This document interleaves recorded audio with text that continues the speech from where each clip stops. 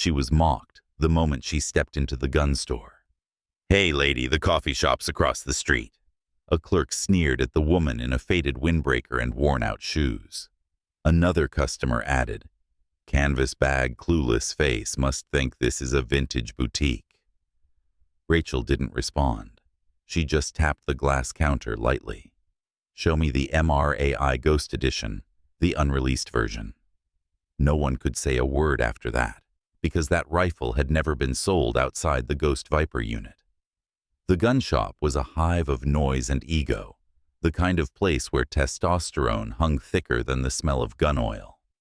A live shooting demo was in full swing out back, and the crowd, mostly men, a few women trying to outdo them, threw around boasts like they were tossing darts. Rachel stepped through the door, her dark brown hair loose and brushing the shoulders of her faded green windbreaker. Her jeans were wrinkled, her sneakers peeling at the toes, and her gray canvas backpack looked like it had seen better days. She didn't belong, or so they thought. The clerk, Chad, a wiry guy with a goatee and a smirk that screamed he'd seen it all, leaned over the counter. "You lost sweetheart yoga class is next door. This place sells heavy metal." A guy in a backwards baseball cap, his arms crossed like he owned the place, let out a sharp whistle. Canvas bag, worn shoes thought this was a thrift store. The crowd snickered, heads turning to get a better look at her. A woman in a tight ponytail, waving a fake pistol like it was a designer purse, shook her head with a pitying smile. "You've wandered into a man's arena, sweetheart." Rachel didn't flinch. Her brown eyes scanned the room, slow and steady, then locked onto the sniper rifle section. She walked toward it, her steps quiet but sure, like she was crossing a tightrope no one else could see. A burly guy with a leather vest, his arms tattooed with skulls and flames, stepped in front of Rachel as she reached the rifle case. He planted himself like a wall, his voice loud enough to carry over the demo's gunfire. "Hey, Missy, you're blocking the view for the real customers." He gestured at her backpack, his lip curling. "What's in there?" "Your knitting supplies." The crowd roared some clapping like it was a performance. Rachel paused, her hands still on the strap, and looked up at him. Her face didn't change, but her eyes held his for a moment longer than he expected. She stepped around him, not a word, her sneakers brushing the floor so softly it was like she wasn't there. The guy's laugh faltered, his buddies nudging him to keep going, but he just shrugged, muttering, "Whatever, she's nobody." Rachel's fingers grazed the glass case, and the room's energy shifted like a storm cloud, moving in without a sound. The laughter followed her, sharp and cutting. Chad trailed behind his sneakers, squeaking on the polished floor. "What, you think you're going to buy a Barrett 50? Those things cost more than your whole outfit." The backwards cap guy, now leaning against a display case filled with gleaming handguns, called out, "Bet she's just here for a selfie. Got to get those Instagram likes right." The woman with the fake pistol laughed louder, tossing her head back like she was in on some private joke. Rachel didn't turn. She stood in front of the glass case, her fingers brushing the strap of her backpack. The rifles inside were all menace and precision, their barrels catching the harsh fluorescent light. She didn't lean in, didn't gawk like a tourist. She just stood there, her posture straight, but not stiff, like she'd been in rooms like this 100 times before. The crowd's chuckles started to thin, not because they respected her, but because her calm was starting to feel wrong, like she wasn't playing by their rules. A woman in a tailored blazer, her nails painted a glossy red, stepped forward from the crowd, her voice dripping with fake sweetness. "Oh, honey, you don't have to pretend here. We all know you're just browsing." She tilted her head, her smile sharp as a blade, and held up her phone, snapping a quick photo of Rachel's faded windbreaker. "This will be cute for my story-lost shopper at the gun shop." The crowd chuckled, Phones coming out, flashes popping. Rachel's hand paused on her backpack strap, her fingers tightening just enough to show she'd noticed. She didn't turn, didn't snap back. Instead, she adjusted her stance, her shoulders squaring slightly, and kept her eyes on the rifles. The woman's smile wavered, her phone lowering as Rachel's silence stretched, making the air feel heavier. The crowd's laughter petered out, replaced by an uneasy rustle, like they'd expected a reaction and didn't know what to do without one. Chad wasn't letting up. He tapped the counter with a pen, his voice dripping with sarcasm. "So what do you want, lady? Something shiny to impress your friends?" Rachel's eyes flicked to him, then back to the rifles. Her voice was soft, almost swallowed by the noise of the room. "Show me the custom MRAI Ghost Edition, the unreleased version." The words hit like a dropped glass, shattering the room's rhythm. Chad's smirk froze mid-curl. The backwards cap guy choked on his energy drink, coughing into his fist. The woman with the fake pistol lowered it, her eyebrows shooting up like she'd been slapped. An older man in the corner, his jacket patched and his face carved with lines from years outdoors, took a step back. "What?" "That model's only known to Black Ops personnel." Chad stammered, his voice cracking just enough to show he was rattled. The old shooter spoke up, his voice gravelly and slow. "I saw one like that in the Eastern Zone years ago. Never forget it." Rachel didn't blink. She tapped the glass again, her fingers light but deliberate, like she was knocking on a door she knew would open. "So yes or no?" The manager, a stocky guy with a buzz cut and a permanent scowl, stepped out from the back. He gave Chad a sharp look, then unlocked the vault behind the counter without a word. He pulled out a rifle mat, black sleek, with a scope that looked like it could cut through fog. No one in the room had ever seen it on display. No one had even heard of it outside classified circles. As the manager set the rifle on the counter, a wiry teenager with a buzzed head and a vape pen dangling from his lips pushed through the crowd. "Yo, no way she even knows what that is," he said, his voice loud and brash, egged on by the nods of his friends. He pointed at Rachel's sneakers, the soles nearly worn through. "Look at those kicks. Bet she can't even afford the cleaning kit for that thing." His friends howled, one slapping his back, like he just won a debate.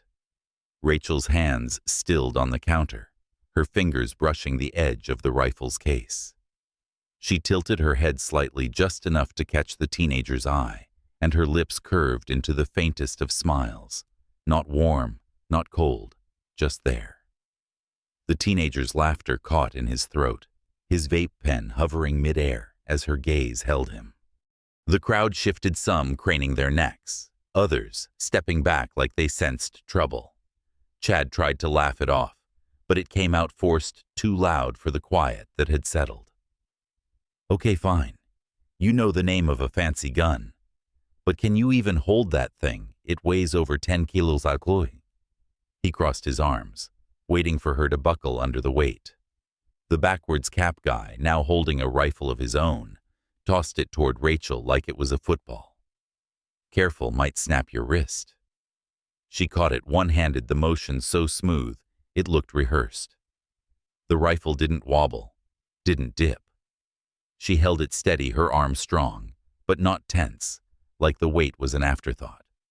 The room went quiet, the kind of quiet where you can hear your own pulse. Chad's laugh died in his throat. The backwards cap guy opened his mouth, then shut it, his bravado crumbling. Rachel set the rifle on the counter, her movements precise, almost gentle. "Go ahead. Disassemble it," Chad said, trying to sound tough again. "Bet you don't know how." Rachel's fingers moved like they were following a script only she could read. 8 seconds later, the rifle was in pieces, pin screws, barrel all laid out in perfect order, like a puzzle solved in a single breath. A man in a crisp polo shirt, his hair gelled to perfection, leaned over the counter, his voice smooth, but laced with condescension. "Impressive trick," he said, clapping slowly, each clap sharp and deliberate. "But let's be real, you probably watched a YouTube tutorial last night, right?" He turned to the crowd, winking, and they laughed, relieved to have someone break the tension. Rachel didn't look at him. She slid a single screw back into place, her finger steady, and paused to adjust it with a flick of her wrist. The motion was so precise, it was almost surgical. The man's clapping slowed, his smile slipping, as she continued reassembling the rifle without a glance in his direction. The crowd's laughter faded, replaced by a murmur of uncertainty, as if they were starting to wonder what else she could do with that kind of focus. Rachel's silence wasn't just a response. It was a wall, and they were all on the wrong side of it. The woman with the fake pistol whispered to the guy next to her, "Who even does that?" Her voice was sharp, but there was a tremor in it, like she was starting to doubt her own confidence. Rachel didn't look up. She started reassembling the rifle, her hands moving with the same calm precision. But then she paused, pulling a paperclip from her backpack. She pressed it lightly against the receiver, her eyes narrowing as she studied it. The crowd leaned in, confused, their murmurs rising. "This bolt is 0.3 millimeter loose," she said, her voice soft but clear enough to cut through the noise. "In sub-zero conditions, it veers off target." The mercenary in the corner, a grizzled man with a scar running across his knuckles, muttered, "How the hell does she know that?"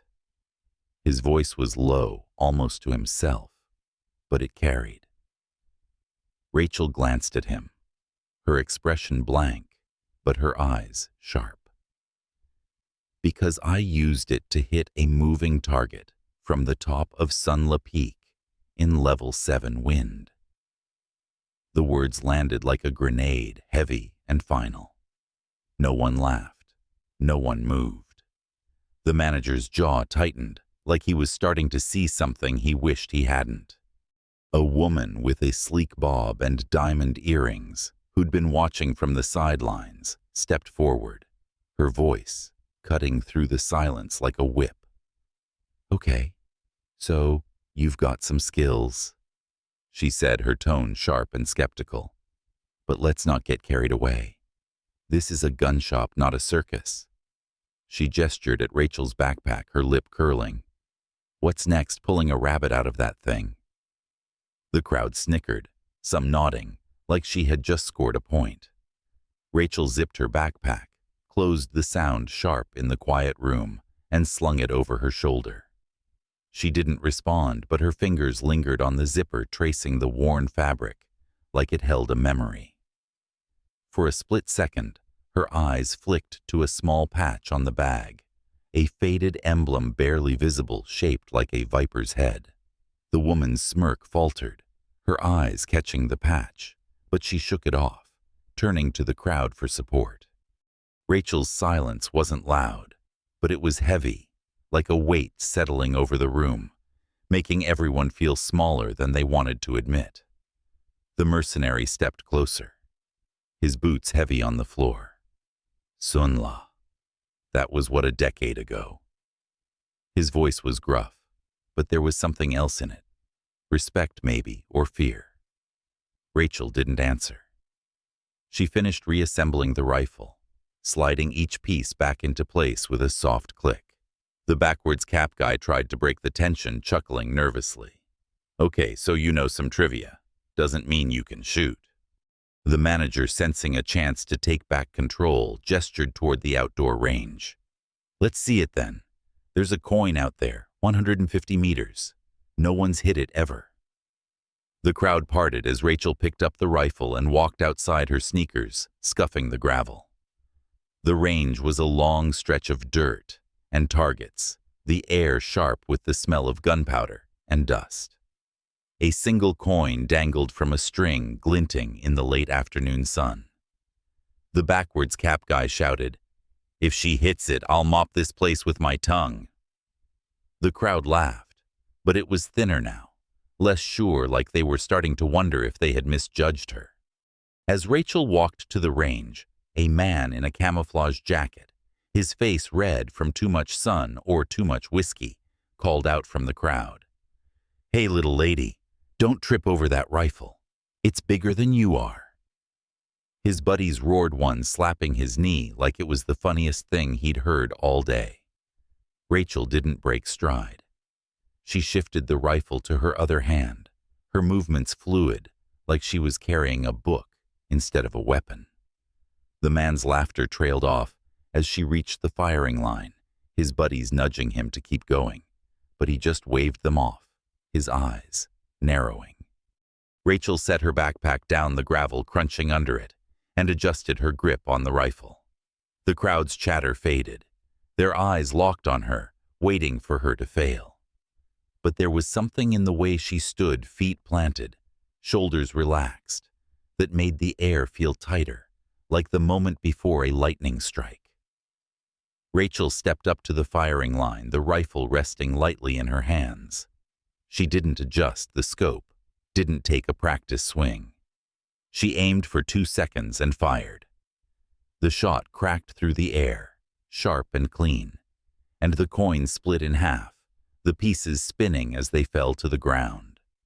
The crowd went silent, the kind of silence that feels like the world holding its breath. Chad's mouth hung open, his clipboard forgotten in his hand. The woman with the fake pistol dropped it onto the counter, her hands trembling. The mercenary stared at Rachel, his scarred knuckles white as he gripped his own rifle. Rachel didn't smile, didn't gloat. She just walked back to the counter and set the rifle down, placing it exactly where it had been before, every angle perfect, like she was leaving no trace of herself behind. A young woman in a bright pink hoodie, her phone already out to record, pushed forward, her voice high and mocking. "Okay, that was cute, but let's see you do it again," she said, holding her phone up like a challenge. "One shot doesn't mean anything. Probably just luck."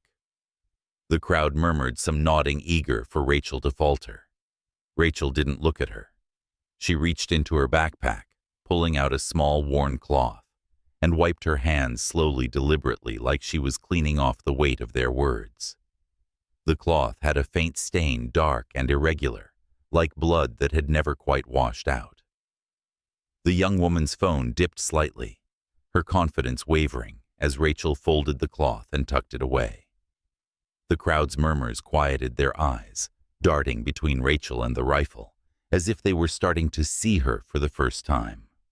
The gunsmith, an older man with thick glasses and hands stained from years of oil and metal, had been quiet until now. He stepped forward, his eyes locked on Rachel's hands as she set the rifle down. "Someone tuned a rifle just like that," he said, his voice barely above a whisper. "At the Ghost Viper outpost. Same grip, same care." He squinted at her hand, noticing a faint scar, shaped like an arrow, across her knuckles. The room went rigid. The mercenary's voice broke the silence, low and shaky. "She's ghost number 17. Rachel's eyes met his, calm and steady, like she was looking through him. "I came here for peace," she said softly. "But if needed, I still shoot with precision from 400 meters. The words weren't a threat, just a fact, but they landed like a blade, sharp and cold. The backwards cap guy took a step back, his energy drink slipping from his hand and splashing on the floor. The woman with the fake pistol looked away. Her face flushed, her confidence gone. As Rachel stood there, a man in a sleek black jacket, his watch glinting under the lights, leaned toward the manager, his voice low but loud enough for the crowd to hear. "You're really letting her touch that rifle? She doesn't even look like she can afford the ammo." He chuckled, adjusting his cufflinks, his tone suggesting he was used to being listened to. Rachel's hand paused, mid-motion, her fingers hovering over the rifle scope. She tilted her head slightly, her eyes meeting his for a brief moment, and she adjusted the scope's dial with a single precise twist. The click was soft, but it echoed in the silence like a door locking shut. The man's chuckle died, his cufflink suddenly feeling too tight. The crowd shifted uncomfortably, their eyes darting to the manager who looked like he wanted to disappear into the floor. Rachel's adjustment wasn't just a gesture. It was a statement, and everyone felt it. Chad, desperate to regain some kind of authority, stepped up with his clipboard, his voice louder than it needed to be. "Hold on. You can't just, where's your ID? You can't test fire without registration." Rachel reached into her backpack and pulled out a worn, nearly blank card. No photo, no name, just a faded emblem and a string of numbers etched into the plastic. Chad snorted, holding it up for the crowd to see. "What's this, a library card?" The manager, his buzz cut gleaming under the lights, raised his voice. "No documents, no access to high-grade weapons." The crowd murmured, some nodding, others looking uneasy, like they weren't sure whose side they were on anymore. Rachel slipped the card back into her bag, her movements slow and deliberate, like she was giving them one last chance to rethink their words. She didn't argue, didn't explain. She just zipped her backpack and started walking toward the door, her sneakers quiet on the polished floor, her head high but not proud. A middle-aged man with a beer belly and a faded army cap stepped forward, his voice booming with false bravado. "Hey, don't walk away yet. You think you're some kind of hot shot?" He jabbed a finger toward her backpack, his face red. "Bet that thing's full of nothing but cheap makeup and dreams." The crowd laughed, but it was nervous now, like they were waiting for the other shoe to drop. Rachel stopped her hand on the door handle and turned just enough to look at him. Her eyes were calm, but there was a weight to them, like she could see every mistake he'd ever made. She let go of the handle, adjusted her backpack, and opened it just enough to pull out a small metal case, no bigger than a cigarette pack. She set it on the counter, the click of metal on glass, sharp in the silence. The man's face fell, his finger dropping as he stared at the case, its surface etched with a faint, unfamiliar symbol. The crowd's laughter stopped, replaced by a tense hush, as if they all knew something was coming, but didn't know what. The door swung open before she reached it. A man in a black suit and dark glasses stepped inside his presence, shifting the air in the room, like a storm rolling in. He was tall, his face unreadable, his movements precise, like he'd been trained to take up exactly the right amount of space. He scanned the crowd, his eyes hidden behind the glasses, then walked straight to Rachel. He leaned in and whispered, "Confirmation code 870. Your next mission begins tonight." Then he did something that made the room freeze. He lowered his head and placed his hand to his chest, a gesture so subtle most wouldn't know what it meant. But the gunsmith did. The mercenary did. It was the Ghost Viper salute, a sign reserved for legends who didn't exist on paper. Chad dropped his clipboard, the clatter echoing in the silence. The backwards cap guy's energy drink hit the floor, the can rolling under a display case. The woman with the fake pistol pressed herself against the counter, her eyes wide, her hands clutching her purse like it could protect her. Rachel turned to the crowd, her voice calm as ever. As Rachel walked toward the door, with the man in the black suit, a woman in a leather jacket, her hair dyed a bright red, called out, her voice sharp with desperation to save face. "What, you think you're some secret agent now? This isn't a movie." She laughed, but it was forced, her hands fidgeting with a keychain, shaped like a bullet. Rachel paused, her hand on the doorframe, and glanced back, her eyes catching the woman's for just a moment. She reached into her pocket, pulled out a single bullet casing, and set it on the counter next to the metal case. The casing was old, its surface scratched but polished like it had been carried for years. The woman's laugh stopped her keychain slipping from her fingers and clattering to the floor. The crowd's eyes locked on the casing, its presence heavier than any shout, as if it held a story no one dared to ask about. The room stayed silent as she walked out, the man in the black suit following her like a shadow. The crowd didn't move, didn't speak.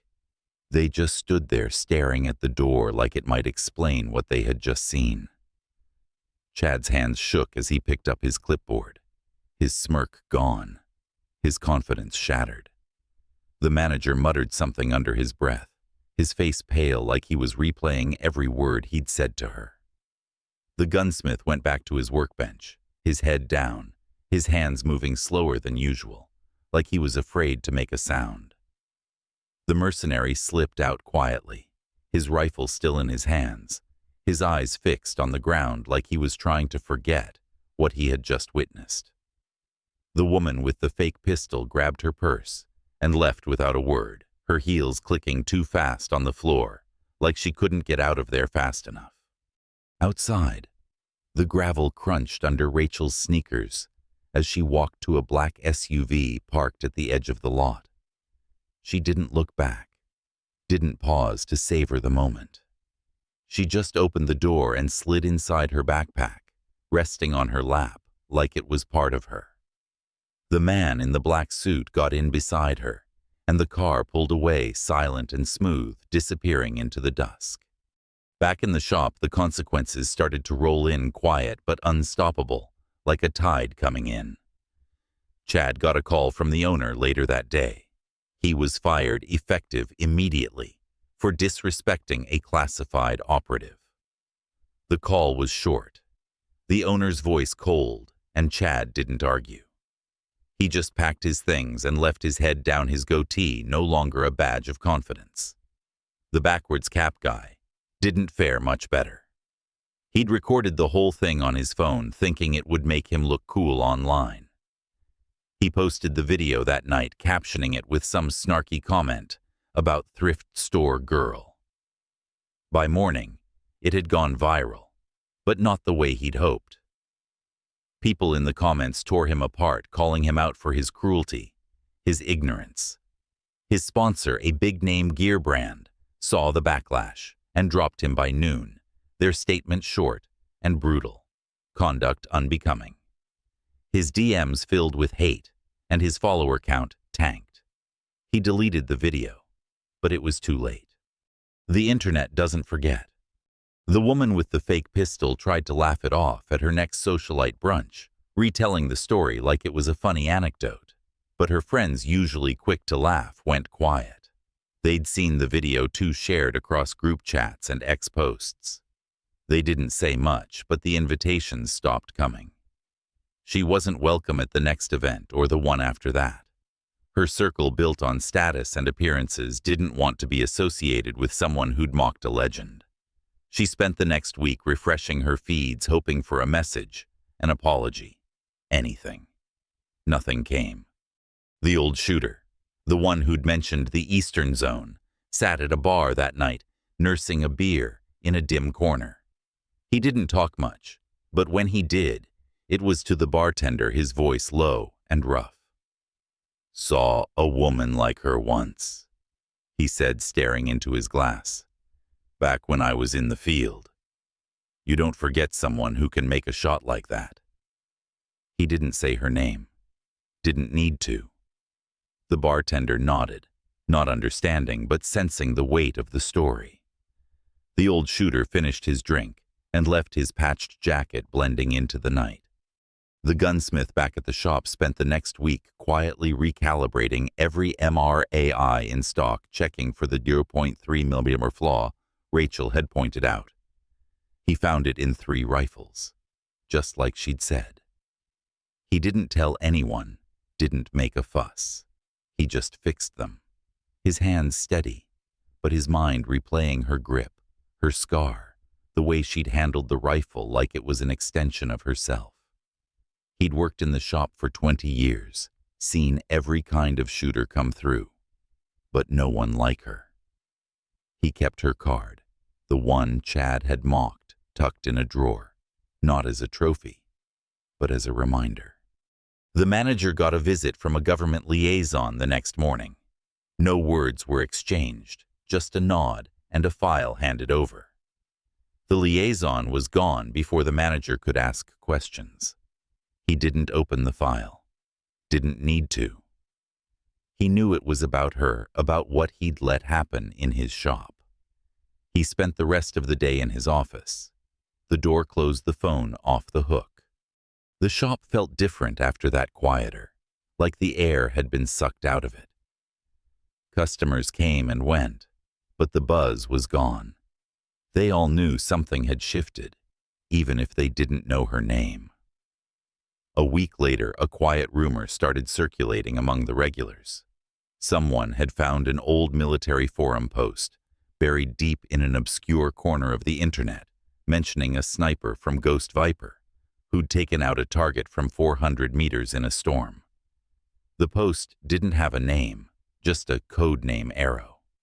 No one could confirm it, but the description matched the scar, the grip, the way she moved like she was part of the weapon. The regulars whispered about it over beers, their voices low, like they were afraid she'd hear them from wherever she was.